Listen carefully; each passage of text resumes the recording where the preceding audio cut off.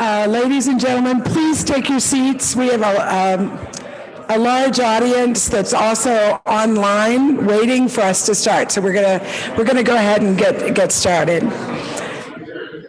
Thank you. Good afternoon and welcome to the 679th meeting of the Economic Club of New York. I'm Barbara Van Allen, President and CEO of the club. It's an honor to be here with all of you today, and I'm now saying that this is our 115th anniversary. We hope you'll join us for the anniversary dinner. It will also be here November 14th, and I'm excited evening including a panel of former chairs led by our current chair, John Rowlands. The Economic Club of New York, as many of you know, is the nation's leading nonpartisan forum for discussions on economic, social, and political issues. And we've had more than 1,000 permanent guests appear before the club over the last century. A special welcome today to members of the 2022 class of fellows. Our fellows are diverse, rising next-gen business thought leaders, and we also have joined us students from the current graduate center at MIT Students School of Business, the Canadian School of Business at Fordham University and Rutgers University. And our students actually joined us today virtually. As a reminder for all of you, we are now taking applications for the 2023 Fellows Program. That's opening on October 1st and will close on January, and we recommend you take a look at that. Today, I'm honored to welcome my friend and our special guest, Charlie Cook, the founder of the Cook Political Report and political analyst for the National Journal Group.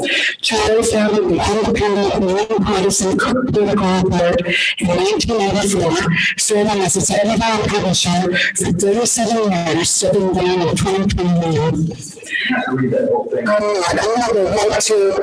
He has received several awards and recognitions that I have web pages in here, and as requested, we just jump right ahead and say that the format today is going to open with remarks by Charlie, followed by a conversation, and we're delivered to have club member and author at the Economic Club, a short list of authors, Bob Rubin, former Vice Treasury Secretary. Again, the honors of the conversation once again. In addition, we have open Q&A here in the room, as well as the chat box on Zoom. So we'll try to provide 10 minutes at the end for our questions, so please let me know. And as a reminder, the conversation is on the record. We'll be in the room tonight, both in the room and online. And Charlie, if you want, the podium is yours.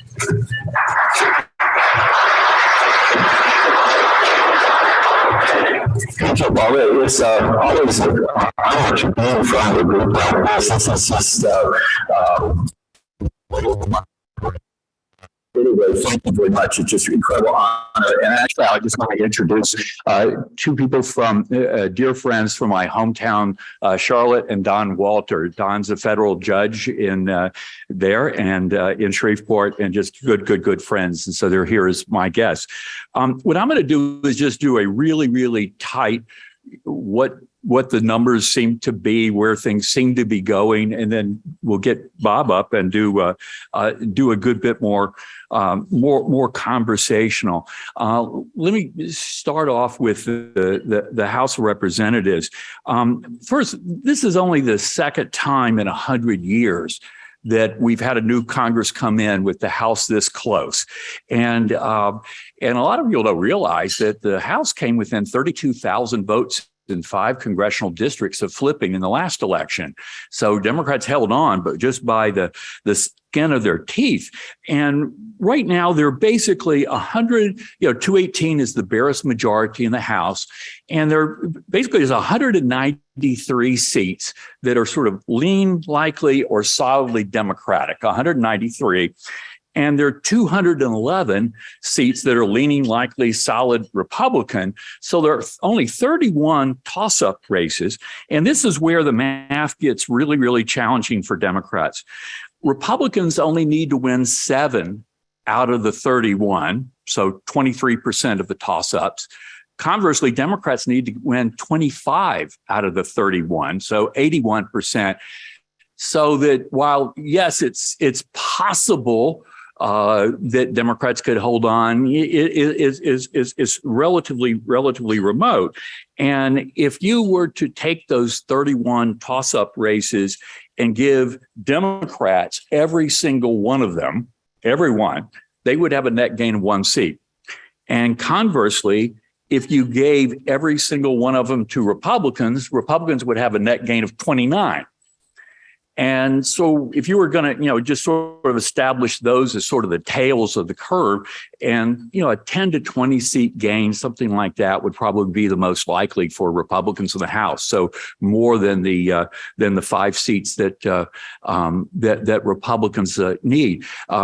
If the election had been held 6 months or so ago, the outcome would have been very different. I still don't think it was, at least 60 or as many as 60 that Kevin McCarthy said at one point, or the 40 to 70 that Newt Gingrich said at one point. But, it would probably have been more in the 20 to 30, 20 to 35 range, something like that. And at that point, think of it like a spotlight, and the spotlight was on everything that President Biden and the Democratic majority would not want it to be on. The economy, inflation specifically, how people feel the country is doing, illegal immigration, rising crime rates. It just couldn't have been at a worse, aimed at worse. So it was a spotlight. And then after the spotlight, it was as if it became more of a floodlight, and it still fully illuminated all the problems that Democrats had, but it started also lighting up problems that Republicans had, which were normally basically the fallout from Dobbs, as well as former President Trump taking on a more visible role in what I call the Trump constellation of issues, like election denying and January 6th, and just sort of some reluctance among a lot of folks. They would just much rather have a different Republican running. So the chances are pretty darn high that Republicans win the House, but probably not at the bottom end. It would be a margin about like what Democrats have today, or maybe say 10 more. So that's sort of where the House is. One of the things that's hurt Democrats is that they had 35 members retire, and it's usually harder to hold on to an open seat than one involving an incumbent. But it's sort of, they're intertwined, because a lot of these incumbents ran because they thought it was going to be a really bad year, and why run the risk of losing or winning in a really difficult environment. And so it was just easier to say, I put in a long time, it's time to go. But that became sort of a self-fulfilling thing. The Senate, the way I would look at the Senate real quickly is, each party has exactly 45 seats in the Senate that either are not up at all in 2022, or they're up, but they're completely safe. Democrats have 9, 36 that aren't up, and then 9 that are safe. Republicans have 29 that are not up, and 16 are safe, but it equals 45. So each party has 5 seats that are genuinely in play. Now, not equally in play, but genuinely. And for Democrats, their most vulnerable seat, I think, is Catherine Cortez Masto out in Nevada. Nevada's taken just it got hit more economically speaking from the pandemic than any other state. It's a state where over 40% of the voters didn't live there the last time Masto was on the ballot. And so they really just sort of don't know a whole lot about her, and that this was one case where Republicans nominated somebody that wasn't that bad. Some other places you can't say that. And so it's really more of a straight up Democrat-Republican race at a time when, it's probably not good to be wearing a blue jersey there. I would sort of, Arizona, Mark Kelly's look is up some. But one of the things you'll see with all these, I mean, the Democratic seats that are in some degree of danger are Georgia, Arizona, to a much lesser extent, Colorado, New Hampshire, and Washington State. And you'll see with the Republican states as well that there are a lot of races that are in single digits. I mean, small, low to mid single digits. And part of what's happened is that nowadays, you just don't have defections. You just don't have Democrats that will ever vote for any Republican anymore. And you don't have Republicans that will vote for any Democrat no matter what. And so you have high floors, low ceilings. And so if you're this is a slight exaggeration, but only slight, if you're in a competitive state or district, if you can walk, chew gum, and not foam at the mouth, you're within striking distance, and that just keeps a lot of volatility in play, and why it's so rare to have in even a remotely competitive state an incumbent governor, senator, house that has like a double-digit lead. But really, Georgia, Nevada, Georgia are the two that we're watching sort of most closely. And Georgia, people will say, well, you can't come out what Herschel Walker's had and have any chance of winning. And my response is, I understand that. I said exactly the same thing after the Billy Bush tapes came out too. So we're just sort of in a new world order where people, partisans, and whether they're Democrats or Republicans, they just put blinders on and choose not to see flaws in their own side's candidates. But boy, they've got a microscope and ready to pounce on anything on the other side. For Republicans, I think their most vulnerable state is one that Democrats sort of haven't really gone into big time, and that's Ohio, the open seat where Rob Portman is retiring, and where J.D. Vance, who was the author of Hillbilly Elegy, against Tim Ryan, who's like a moderate Democratic congressman. And I would describe Vance as having a metabolism problem, which is a very nice way of saying he's lazy. And a Republican in a state where it tilts 6, 7, 8 points more Republican than the country as a whole shouldn't have a problem. But if you have a Democrat that's probably better than Democrats deserve in Ohio, and a Republican who is adverse to breaking a sweat, you can sometimes have some of these imbalances out there. North Carolina, I think that's an open seat, Republican open seat where Ted Budd's I think he's starting to pull away a little bit. Certainly Ron Johnson, who's the only Republican incumbent in real trouble, but he's kind of widening out. I think the Pennsylvania, we have not seen quite as many polls of late, but we've got a debate coming up on the 25th, and that's going to be really key. And when people ask me, who do you think is going to win in Pennsylvania? My response is, I don't know who's going to win, but I think the state of Pennsylvania is going to lose because each side nominated their worst candidate.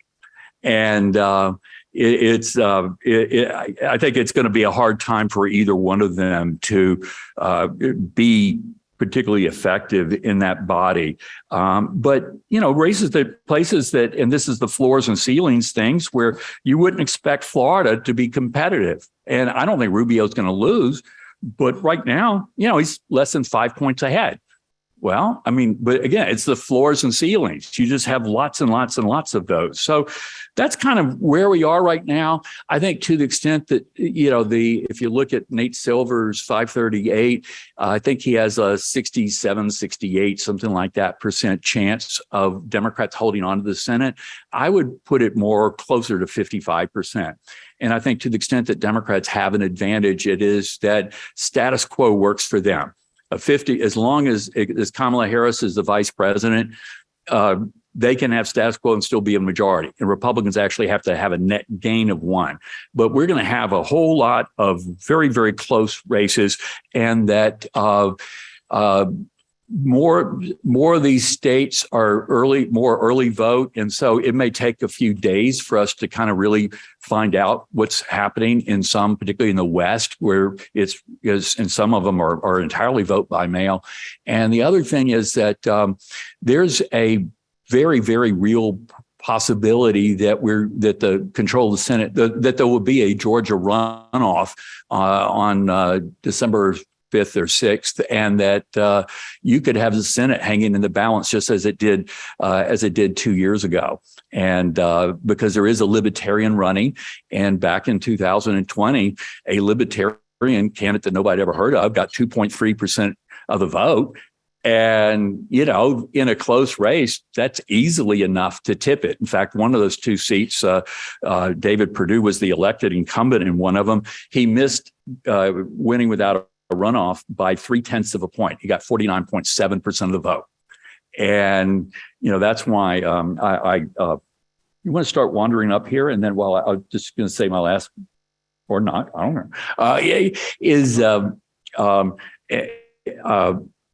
that how was I going to say this? I think it's ironic. I had expected, and we'll kind of get a little bit more macro, I had been expecting that President Biden would be sort of a center-left incremental president, and they've gone, a lot more aggressively than I would have thought. And I have a theory that coming out of the November election, Democrats had 48 seats, Republicans had 50. You had 2 runoffs in Georgia. Democrats hadn't won a runoff in Georgia in 20 years, the Senate runoff. And had President Trump acted like a 10-year-old as opposed to a 4-year-old, that Republicans would have held on to both those seats. And the Senate would probably be 52 Republican, 48 Democrats, and that Biden would have been sort of positioned exactly where, I think a lot of us thought he was going to be. But when they unexpectedly won control of the Senate, they sort of called an audible and changed the play. And so we'll see. But it is my honor to do this with Bob, and I will warn you in advance. He is going to tell you, and he will actually be telling you the truth, that I'm the worst fly fisherman in the planet. But I just wanted to go ahead and preemptively tip that off, that just so that take a little bit of air out of that balloon, because that's what he always teases me about. Only part of this conversation that I enjoy the most is how you take it. Insulting me. And you've given me so much opportunity in terms of budget. The other stuff. What? Or is your mic on? Did we need to turn these on, or are they already turned on? They're automatic. Is mine on? Do I have to reinsult Charlie, or you Talk. Charlie, let me ask you this. But take the prognostications that you made with respect to the various races, House and the Senate. What odds would you put on the Democrats getting Senate, and what odds would you put on the Republicans getting control of the House? I think that most of the silver and prediction markets and things are giving Democrats, or Republicans, I should say, a 70% or so chance of taking the House. And I think that's, that sounds about right to me. I know it sounds, and when I used when I mentioned, if you give, Republicans every toss up, they'd have a net gain of 29. If gave Democrats, they would have a net gain of 1. That may sound outlandish, but sometimes things like that happen. And in 2020, Republicans won every single House toss-up in the country. So, that can happen when there's a gust of wind at the very end. And in that case, it was sort of the blue wave suddenly became the Dead Sea with some of the rhetoric that Democrats had employed during the primary campaign. And the aftermath of George Floyd on defunding the police came back and bit him on the rear end. For the Senate, I wouldn't go any higher than 55 or 60% chance of Democrats holding the Senate. I would not go any higher than that. And the conventional wisdom is substantially higher than that. Yeah, more like 70%. Yeah, I don't. Well, and one thing is that people, average people, hang on a second. I think he may be replacing yours out. I'll talk while he's doing that. Normal people now just completely blow off polling. And I would just say, I think polling, it's not as good as it used to be because it's so hard to get representative samples, but it's not as bad as most people think. But at the same time, it's not as precise as some people seem to want to think. And when you see a poll average of a candidate having a 1.5 or a 2-point lead, nowadays, as far as I'm concerned, that's no lead at all. Charlie, if you take your number 70% for Republicans in the House and 55, 60 for Democrats in the Senate. Down below 70, but yeah. Down below 70. Okay. If once it's over, getting the outcome for the 70 on the House, I'm sorry. In the Senate, yes, I'm a 55. Okay, yeah, I'm sorry. Okay, good. So now, once this is over, looking back and trying to analyze, if you've gone wrong, where will you have gone wrong?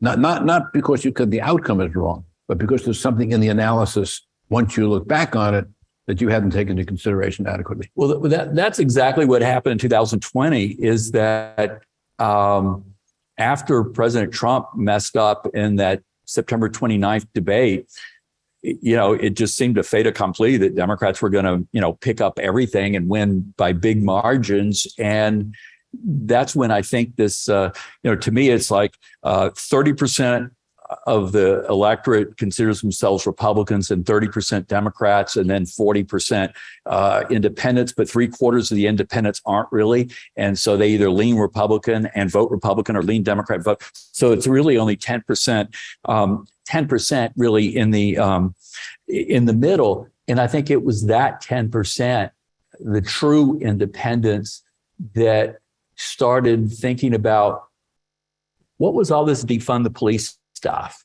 and what exactly does a Green New Deal do? And does Medicare for all, what does that do for my private health insurance? And I think just a lot of rhetoric started coming back to them. And at the end of the day, they decided to, by close call, to give Joe Biden the keys to the car, but not a full tank of gas or a credit card. And that, and you had, Democrats come, they won the 50th seat was won by a margin of 55,000 votes out of 44.5 million in Georgia that day. 55,000. Wow, that's close. And as I said, they came within, 32,000 of losing the House, and that Biden, for that matter, won the presidency by 126,000 votes scattered across 4 states. So we didn't see that. There was that last gust of wind that we just sort of didn't see. And right now we've got that 10%. They're really cross-pressured. They're upset with President Biden about the economy and inflation, and they were kind of late in recognizing this, very late, and one could argue created some of it before the Russians invaded Iraq. But on the other hand, they're kind of upset with Democrats on the abortion issue and see Republicans as sort of Trump enablers. So they're deeply conflicted. Let's look at one of those issues, Charlie. When the Dobbs decision was announced, as you know, I talked about it, there are a lot of Democrats who were energized and they felt this really was going to give them an issue that they could take to the polls. I get an impression, but maybe my impression is wrong, is that a lot of that momentum has been lost and that there have been a lot of Republicans who are energized to go to the polls because of their view on abortion. Your perspective. Well, it's absolutely normal for the party in the White House for their voters to be maybe satisfied, maybe complacent, maybe a little disappointed, maybe deeply disillusioned, but not real fired up. That's normal. And that's exactly what was happening before the Dobbs decision. And Republicans, conversely, couldn't wait to vote. They hated what had happened 2 years earlier in the election and hate everything that Biden and the Democratic majority was doing. So they just could not wait. So the Dobbs decision comes out, and first there's the decision, and then there are all the stories about the trigger laws that had already been in place but were not enforced because of Roe v. Wade, and new actions by some legislatures that were extremely restrictive, so that it brought that intensity for Democrats up to the point where actually in the Fox News poll that came out the other day, and by the way, it is a pretty good poll. Actually, it has with Biden with a slightly better job approval rating than most of the other polls. But anyway, What do they have, Matt? 44 maybe. Oh, actually, wait a minute. Actually, we have that written down. They have at 46 approved, 53 disapprove. And it's as opposed to New York Times, that was 39 approved, 58 disapproved, and the two averages are at 43. So Fox had it actually Biden's approval rating 3 points higher than the overall average. Charlie, just since his approval rating sort of relevant is, and 538 is around 43% or something. They're like both, that. both Real Clear Politics and 538. But in other words, the enthusiasm level, I think, is even. And the question is, what does the 10? I think we're going to have a massive turnout.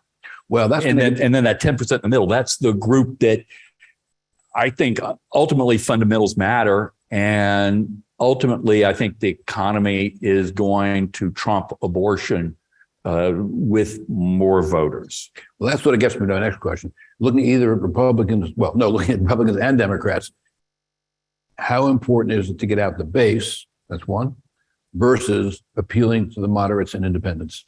I think the parties have gotten to the point where they're really, really good about getting their base out, and they know just what the rhetorical red meat it is, to throw out there, and they're gotten really good at it. I think they've really lost their ability to reach into the middle. It's like they forgot how to do that. It's for the voters in the middle. The question is, who are they madder at? But if you think of 2018, we had the highest midterm election turnout in 104 years. And then in 2020, we had the highest presidential level turnout in 120 years. So I don't know if we're going to hit records like that, but I think it's, and in both of those, there were two groups that turned out in big numbers: the people that loved Donald Trump and the people that hated Donald Trump. And that totals pretty close to 100%. So I think you're going to get a massive turnout. But the question then is, for these conflicted voters in the middle, what's going to be the thing that was top of mind at the time they made their voting decision? Okay, that takes me to the next question. Is this: what do you think the Democrat? There were 3 weeks ago. Okay, so what do you think the Democrats think their best closing argument is? What do you think the Republicans think their best closing argument is? And what do you think would most salient? I don't know of a positive argument that Democrats can make right now that would close well. And so I think they're going to have a scorched earth message. And I think for Republicans, it's just reminding people about the economy. And, I think the word transitory is going to get a lot. I mean, they're going to basically replay every time the Biden administration downplayed the possibility, likelihood, severity of inflation. And, I think if Democrats hold on to anything, they should thank the abortion issue and Donald Trump for it, if they hold on. It's interesting. I was talking to one of the senior people in the White House the other day. We were talking about economic policy, one thing, another. And I said, leaving aside the policy issues, I think the biggest mistake you all have made is exactly what you just said: calling inflation transitory. Why become prognosticator in chief when nobody really knows what's going to happen? And you get stuck with it if you happen to be wrong, which unfortunately they turn out to be. Well, I think transitory became a new word in a lot of people's vocabulary that wasn't there before. And, a politician should never make a memorable statement. It comes back and bites them on the rear end. And Let me ask you another one, if I may, Charlie. There are a number of Senate races, I gather, where they're very tight, in which there are third-party candidates running. What are the chances that third-party candidates will prevent a victor from emerging? Well, Georgia is the one that I'm most focused on. Others, because it has that requirement of hitting 50%. And one of the mistakes we make, I think a lot of us make, is we focus on the margin, the spread, as opposed to what's the top number. That's a good point. And it's how close is the leading candidate to 50, so that if all the undecideds broke the opposite way, would they win or not? And that's example where in Wisconsin, where Ron Johnson is 48 and a half, 40. I mean, he's really close to 50. And in most of these other races, the leaders got 45 or 46. So he's a lot closer to being able to kind of close the deal there. And I think Wisconsin and North Carolina are the two states where the crime ads have worked best against Democrats. I was watching something on my exercise bike last night. It was a Republican candidate, but I'm not sure what it was for. It was either the Senate or governor. I'm not sure which, and I'm not sure which state. But they asked her, if you lose, will you accept the loss? And she said, I expect to win. I think that was Carrie Lake, the Republican gubernatorial candidate in Arizona. I think you're right. And then she said again, I expect to win. She wouldn't answer the question. Yeah. What is the risk that we'll have candidates who follow President Trump and not accept loss? And what kind of chaos could that create? Or do you think there's no risk of that happening? To me, again, we're kind of be picking on Republicans here for a minute, but there's sort of two groups. There are the groups that just cannot accept that they might have lost the election. I mean, that, there are only two outcomes of any athletic or political contest. Either I win or it's stolen from me. And that's the only two possibilities. But then there's a second group that is, they know better. But for a Republican candidate, for you to say, look, I don't like President Biden. I didn't vote for him. I agree with everything he's done, but he did win legitimately. Basically, that's like getting on a megaphone and say, I never want to win a Republican primary again. And I don't really need, I don't need my party's votes to win a general election. And that's a big ask.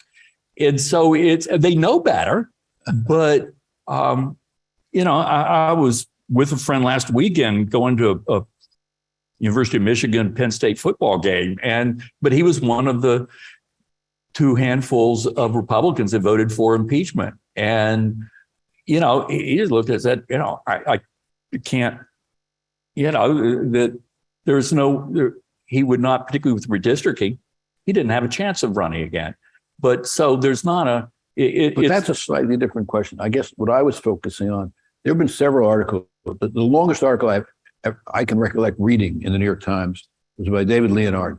And he basically argued we're facing a constitutional crisis because our democracy depends on losers accepting the outcomes of elections. And we now have an obvious problem. This is not a partisan comment. We have an obvious problem with Trump. I noticed this comment last night. There are, I think, over 200, you'll know the number and I don't, but it's between 200 and 300 people running for Secretary of State around the country. And Secretary of State in many states administers the election, who basically are saying that they think that if they're elected and if they think it's appropriate, and if at the extreme, they'll set aside the popular vote and submit their own electors. Are we facing the possibility of a constitutional crisis? My wife calls me a pathological optimist, and that is a good description of me. But I do have concerns. But the thing is, there's nothing systemic in the Republican Party that makes them election deniers. I mean, I think there was no history of this before Trump. And the question is, long after he's gone, how quickly would it fade? But take like the skepticism about voting by mail. There had never been a tilt in either party's direction. I mean, whoever benefited from vote by mail was whichever party did a better job in that particular state of using it, of using it, of getting their folks out. And so there's the Republican Party has a long and proud history, and this is, I think, more of an aberration, and that I kind of think it will eventually go away. But I do worry that, we do have some people that are exotic and potentially problematic, which is what I use instead of saying wacko, that in some of these races that I worry about whether they would do the right thing in the way that, say, for example, a Republican elected, the governor of Georgia, the Secretary of State of Georgia, and there were in a number of other states where, Republican statewide officials, they did the right thing. Now, they did the right thing at great personal and political risk, but they did the right thing. But so I have near-term worries and long-term not so much on that little area. Yeah, but let me just, if I may pursue that question one. Keynes said that you can be right in the long run and go bankrupt in the short run. Hopefully it doesn't apply here, but if 2020... Is he the one that said in the long term we're all dead, or was that somebody else? I think he may have also said that, and then that comment was probably right. But the other comment may be right too. But I guess what I was driving at, Charlie, is 2024.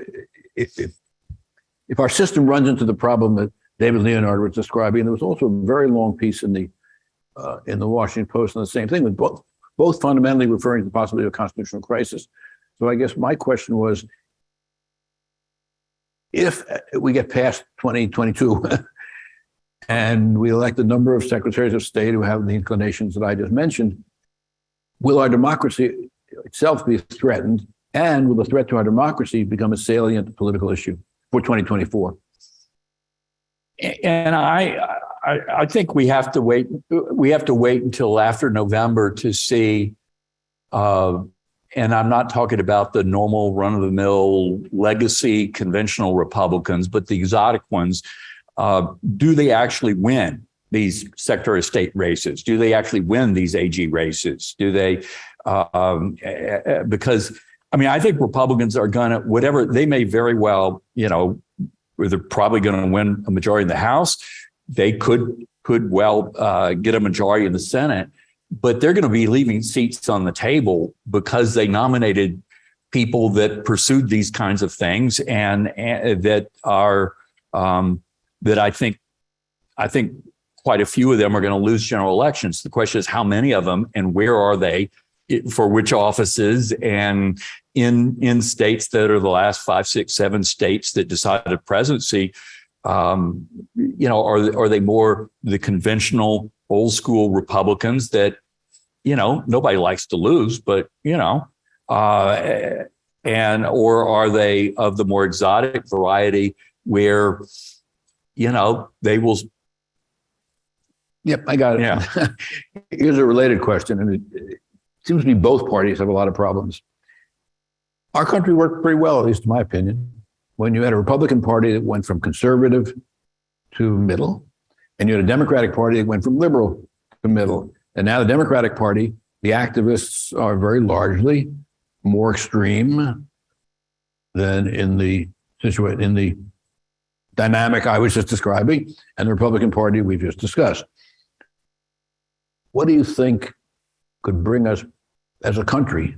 I'm not saying in 2024, but over time, what can bring us back to where we had the two parties that are more or less in the manner the manner I described, which is to say, a Republican Party with conservatives to moderates with a few extremists, and a Democratic Party with liberals to moderates and a few extremists, which could then function again because basically the people who were not on the extremes were able to work together, not all the time and not as well as you would like, but well enough to deal fairly well with our challenges.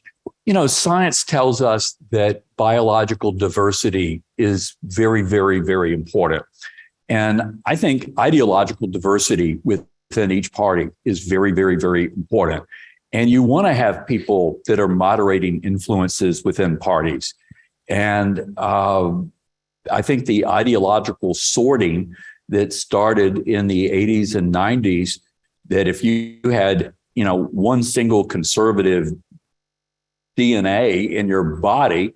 If you weren't already Republican, you became one. And if you had one liberal DNA in your body, if you weren't already a Democrat, you became one. And over time, between radio, talk radio, cable network news, internet, social media, gerrymandering, group polarization, what you started seeing is the parties move out and that centrists in each party stop voting primaries. And I think that's ultimately is the problem. And until I think more centrist oriented people in one or preferably both parties start participating in primaries and say, I want to take my party back over again, until that happens, I don't see a way out. But I think that's got to happen. But I can't say that's a sign of it. Some people whose names you all would recognize, and I have been talking a little bit about how could you recreate a center? Not that any of us are going to be able to do it. I'm not suggesting that. But these are people who are sort of pretty involved in things. And maybe you got the right answer. Somehow or other getting those who in more to the center re-engage with the primaries, which they... No. Yeah, I mean, I think, Republicans ought to seriously think about an affirmative action program for people that are left of center, and Democrats ought to have an affirmative action program for people that are right of center. And to try to, I know that sounds naive, but to try to reintroduce ideological diversity because the thing is, our country, we were pretty stable. If you think about it, going into 92, Republicans had won the presidency in 4 out of 5 presidential elections, President Nixon twice, Ronald Reagan twice. And Democrats won in 76 with Carter, which might have had something to do with Watergate and all that kind of a pardon and stuff. And then from the other side, Democrats had won the House for 20 elections in a row, the Senate for 17 out of 20. So one party pretty much owned the White House, all but owned the White House. The other party all but owned Capitol Hill. But between the two, That's the point. it worked. And it was this ideological sorting and the loss of ideological diversity that took a stable system and made us incredibly unstable, so that now we've had 4 presidents in a row that have lost control of both the House and Senate on their watch. So from stability to volatility. I want to take the liberty of making one economic comment, if I may. Yeah. I think we've got enormous problems in the short run. Inflation, recession. Paul Volcker once said to me that when you have cyclical events like inflation and recession, they can take on a life of their own. Expectations can make them worse than expect, so forth. And I don't know how much that affects the 2024 election. Not by the time of the midterms. But I think, my view, I think we have enormous long-term strengths, and I would rather invest in or do business in the United States than any other country in the world. But the trouble is, it seems to me the caveat to that is we have to meet hugely consequential political challenges. It seems to me that gets back to exactly what you were saying. A member had a question, Charlie, which is Florida. What happens in the governor's race, and probably more uncertainly, what happens in the Senate race? Yeah, Florida is interesting because it's a great example of the floors and ceilings that I was talking about a little while ago. And there's AARP has sponsored some really terrific polling where they've hired John Anzalone, who is Biden's pollster, and Tony Fabrizio, who's Trump's pollster, to do surveys of likely voters statewide, not just 55 and older. And they've done this in about 7 or 8 states. And, all the detailed data is publicly available. But it was interesting in their August survey, share of the vote. DeSantis had 50% of the vote in the governor's race. Marco Rubio had 49% in the Senate race, and the generic Republican for Congress had 48. And for the generic Democrat got 46. Val Demings in the Senate race got 47, and Charlie Crist had 47. And it's like the battle lines are drawn, very few voters in the middle. And that if you look at Republicans, or you look at Florida, Republicans have been winning they've been winning consistently the statewide elections recently, but never by big margins. I mean, that both DeSantis and Rick Scott won by narrow margins, but it's binary. You either win or you lose, or at least until recently, you either win or you lose. And so that, I would be pretty surprised if Marco Rubio is losing or if Ron DeSantis is losing.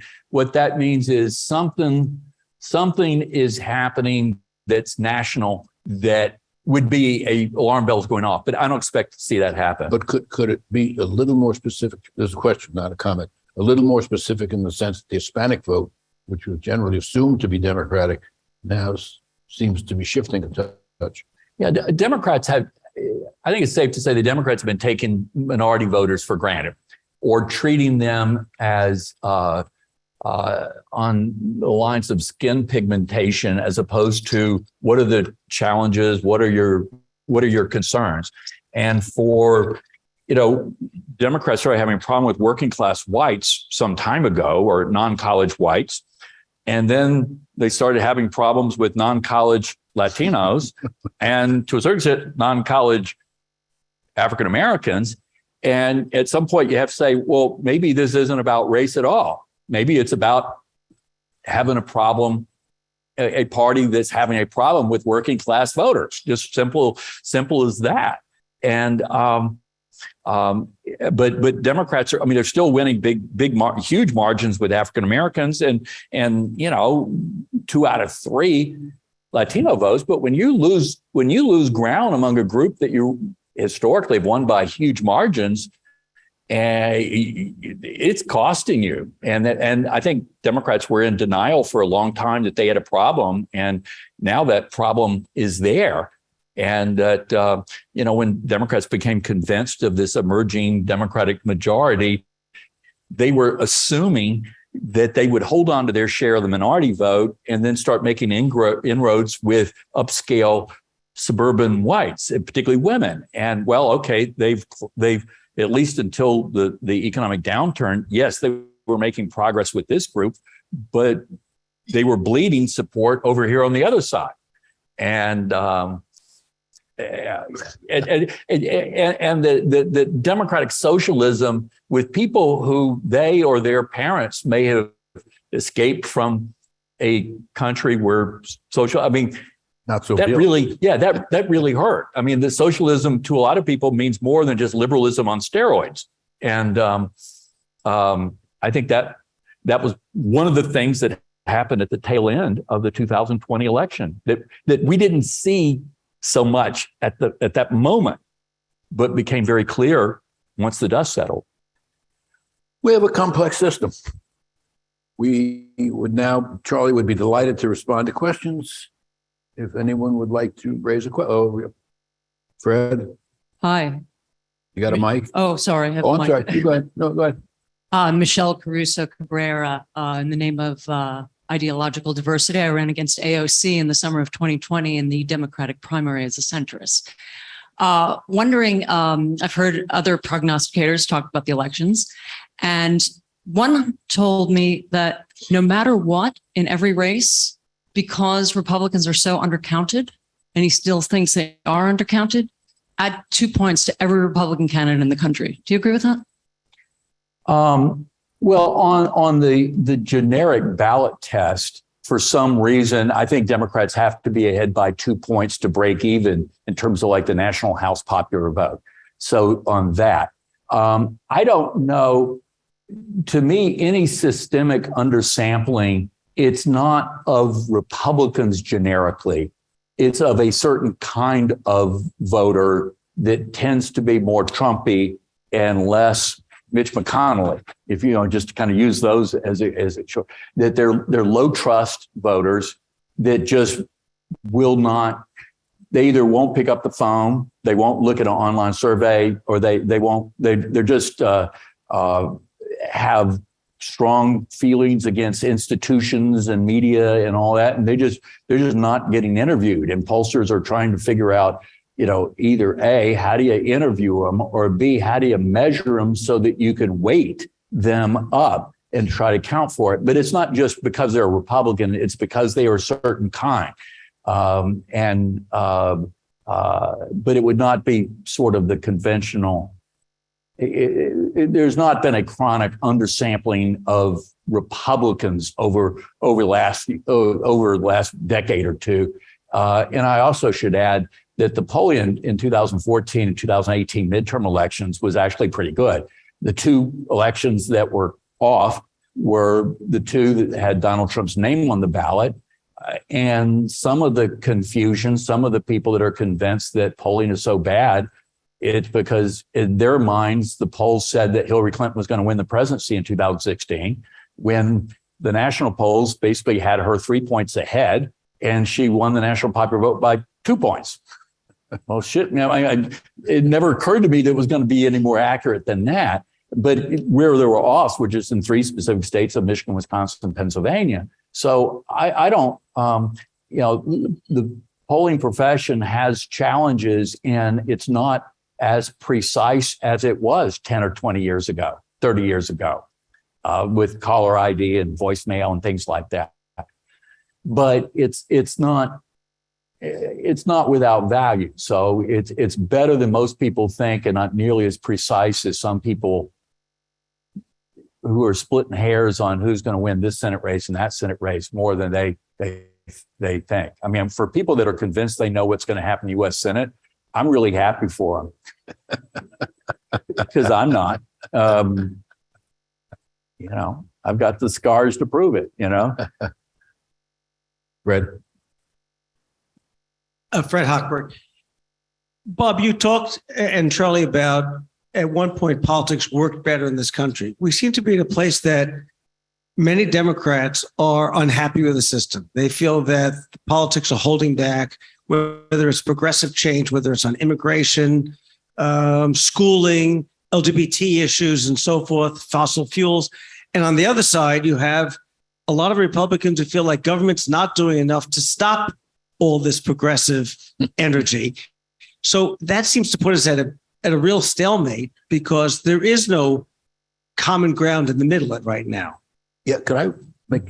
Fritz Mondale once said something to me, Fred, that I think is directly germane to this. This was after he'd lost and spent a lot of time together. You're not going to find common ground in the sense you mean it, I don't think. But it worked when there was a give and take. Trent Lott, I was in the Oval Office when it happened. Trent Lott and President Clinton did not find common ground on the 97 balanced budget agreement, which led to a balanced budget in 98. What they found was that Trent Lott was willing to give up certain things, that President Clinton was willing to give up certain things. And so by virtue of that, they were able to find a place from which they could move forward. And that's what we've lost in large measure. Excuse me? The system does not allow it on both sides. Well, right now, everybody's got a litmus test and nobody's going to do it. But we've got to get back to the place that Trent Lott and President Clinton, who are not exactly so friendly with each other, were able to get to in that, with respect to that bill. People want to see things in a binary way. Everything's simple: black, white, good, evil. And I don't know, maybe it was just as a high school debater, but when you do half the time the affirmative side of a question and half the time the negatives, you kind of realize that there's some merit in both. And that the world isn't quite as cut and dried. I mean, that's one of the reasons why I started my newsletter, was that I had come up in one party and found myself voting for the other party 40% of the time. And I wasn't going to change parties. I was just becoming a swing voter. And I think, I don't think that there are nearly as many people that are true independents as think they are, but it is an important group. And that I think the parties it's easier to throw red meat or red tofu or whatever. It's easier to do that than it is to say, how can we put together a coalition? How can we put together 50%? And that's one reason why I'm intrigued by ranked choice voting. And I will tell you, 30 odd years ago, somebody came in my office pitching it, and I practically threw them out of my office because I thought it was complicated. It was a solution in search of a problem. The system's working fine. And I have real regrets over that. And I don't think it's a silver bullet, but if you're looking for things that could help offset, help, so that somebody that could say, well, I may not be able to get 50% of people's first choices, but by being their second choice for people, and I think it will incentivize them to run to the middle a little bit more. But Give me that another one, incentive Charlie. structure is just not there. Open primaries. Yeah, I think open primaries are one. But I think for some reason, I think agree ranked with you choice on- works I better. agree with you on ranked force Yeah, voting. I'm Yeah. saying there's another one that yeah, and also I would also argue that I would like I'm against ditching the electoral college because well, first of all, the smaller states and Republican states aren't ever going to go along with it. But B, you would just have presidential candidates running around between 6 or 7 major metropolitan areas and not go the rest of the country. What I would rather see states do is more of them do what Maine and Nebraska do, where whoever wins a congressional district gets that elector, and whoever carries the state wins the other two. And I mean, there was kind of a beauty. I mean, in the last election where you had Joe Biden and Donald Trump both going to Omaha. Why? Because the second district of Nebraska, which is basically Omaha, was up for grabs, even though the rest of the state was bright red. And I think you would incentivize candidates to go around and to broaden their appeal if they, if you put in the right incentive structure for that to happen, if that makes any sense. Jeff Schoenfeld from Brown Brothers Harriman, thank you both for your insights. What would it take for Biden to be a one-term president in terms of the outcome of the elections? Do you think he has an inclination to be a one-term president? I just don't want to be quoted. So Discretion being the better part of valor on Bob's part. Yeah. I think the funny thing is, I think a whole lot of Republicans do not want Donald Trump to be their nominee, and a whole lot of Democrats do not. It's close to 60-odd%, over 60%, do not want Joe Biden to be. And I think the thing that would most likely cause President Biden to seek a second term would be Trump's running. I'm the only person that's ever beaten him. I may be the only only Democrat that can. So I'm obligated to run if he is. I don't know if I agree with all those statements, but I think he would feel like he has an obligation to run, but that if Trump were not running, that Biden may well look at the polls, look at his age, and just say, this, as much as I'd love to be president for a little bit longer, this isn't going to work.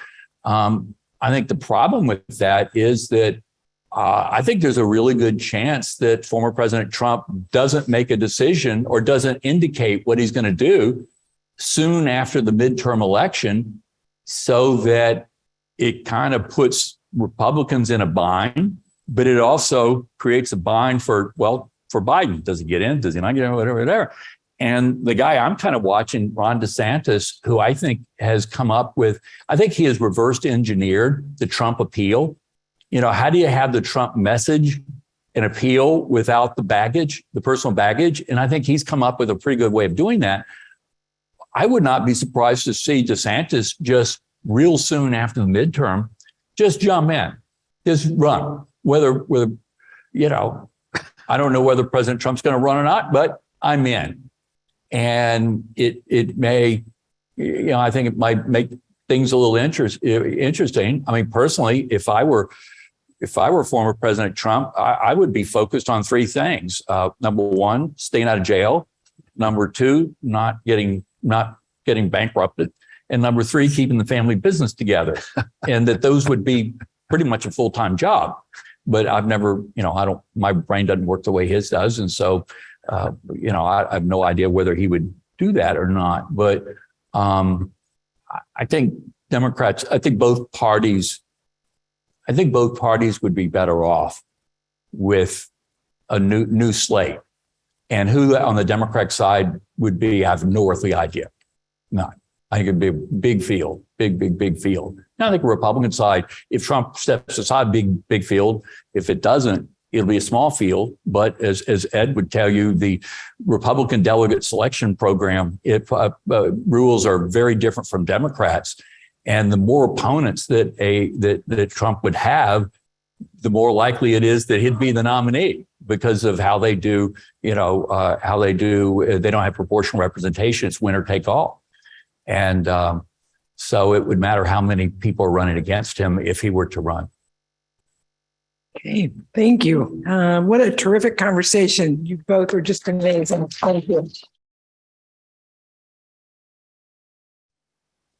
I just want to run through real quick our agenda coming up for the rest of the year.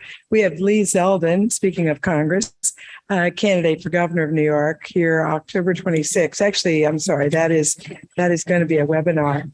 And Kathy Hochul, we're hoping to confirm the governor and await word there. I think I'll get it in just 1 second. They'll come take it from you. Sebastian Mallaby, the author, and Paul Volcker, Senior Fellow for International Economics. He has a new book on Silicon Valley that's actually in the ranking to be selected for FT as one of the top, if not the top business book. He'll join us again on a webinar October 27th. We just confirmed actually yesterday Jake Sullivan, Assistant to the President for National Security Affairs, and that will be a luncheon here November 7th.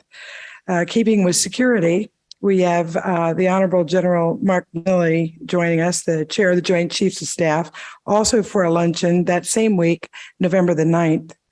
On the 10th, we have a webinar with James Runcie, the CEO of the Partnership for Education. And we also have on the 10th, that'll be a webinar. And then that day for lunch, Steve Squeri, the president and CEO of American Express. As mentioned earlier, we have that 115th anniversary celebration dinner the night of the 14th. And then Arvind Krishna of IBM will join us for a signature luncheon November 17th. John Williams will be joining us for a webinar November 28th.